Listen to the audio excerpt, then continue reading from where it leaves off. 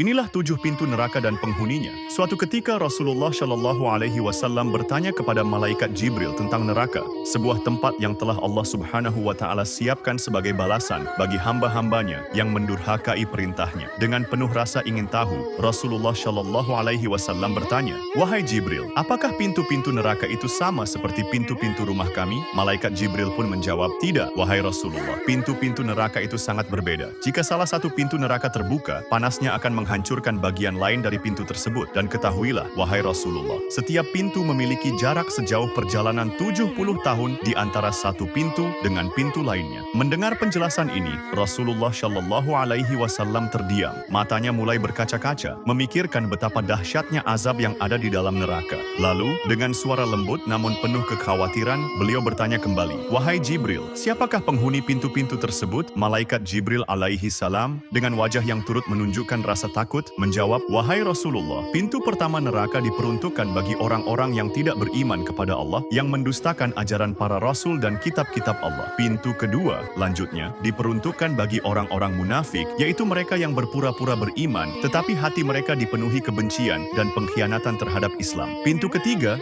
kata Jibril lagi, "diperuntukkan bagi orang-orang yang meninggalkan salat, meremehkan perintah Allah, dan mengabaikan kewajiban agama mereka. Pintu keempat diperuntukkan bagi mereka yang tidak membayar zakat. Mereka kikir terhadap hartanya dan tidak peduli terhadap nasib fakir miskin. Pintu kelima," ucap Jibril dengan nada tegas, "diperuntukkan bagi orang-orang yang memakan harta anak yatim dengan zalim, menipu, dan mengkhianati amanah yang telah diberikan kepada mereka. Pintu keenam diperuntukkan bagi para pezina, yaitu mereka yang melanggar batasan Allah dan melakukan perbuatan keji yang dilarang oleh agama." Jibril pun terdiam sejenak sebelum melanjutkan, "Adapun pintu ketujuh, pintu paling bawah dan paling mengerikan, diperuntukkan bagi orang-orang yang menentang Allah secara terang-terangan. Mereka adalah orang-orang yang bersikap sombong, seperti Fir'aun, kaum Ad, dan orang-orang yang tetap ingkar setelah diberikan banyak tanda-tanda kebesaran Allah." Setiap kata yang keluar dari mulut malaikat Jibril membuat Rasulullah Shallallahu Alaihi Wasallam semakin larut dalam kesedihan. Beliau terbayang bagaimana umatnya kelak akan menghadapi hari pembalasan. Dengan hati yang penuh belas kasih, Rasulullah Shallallahu Alaihi Wasallam pun berdoa, "Ya Allah,